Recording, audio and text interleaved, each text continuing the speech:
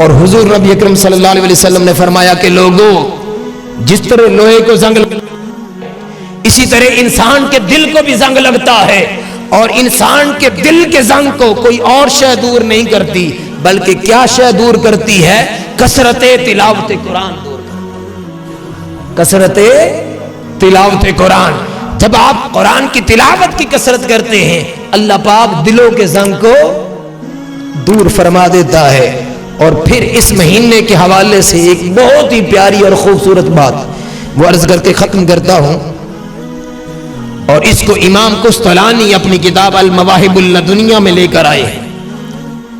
وہ فرماتے ہیں کہ ان شہر شعبان شہر الصلاۃ علی رسول اللہ صلی اللہ علیہ وآلہ وسلم لأن آیت الصلاۃ یعنی ان اللہ وملائکتہ یصلون علی النبی یا ایھا الذین آمنوا صلوا علیہ وسلموا تسلیما نزلت فیہ۔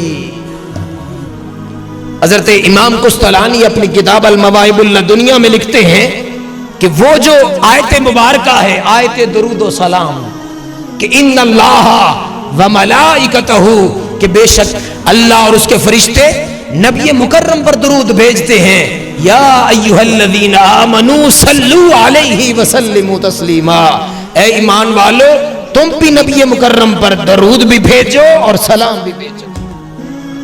تو امام قسطلانی فرماتے ہیں کہ یہ آیت مبارکہ جس کے اندر امت کو درود و سلام کی تعلیم دی گئی اور درود و سلام کا کہا گیا، وہ کسی اور مہینے میں نازل نہیں ہوئی، بلکہ وہ اس ماہ مبارکہ شعبان المعظم میں اللہ پاک نے یہ آیت مبارکہ حضور پر نازل فرمائی۔ تو گویا اس ماہ مبارکہ کو درود و سلام کے حوالے سے بھی ایک خاص نسبت حاصل ہے، ایک خاص نسبت حاصل ہے۔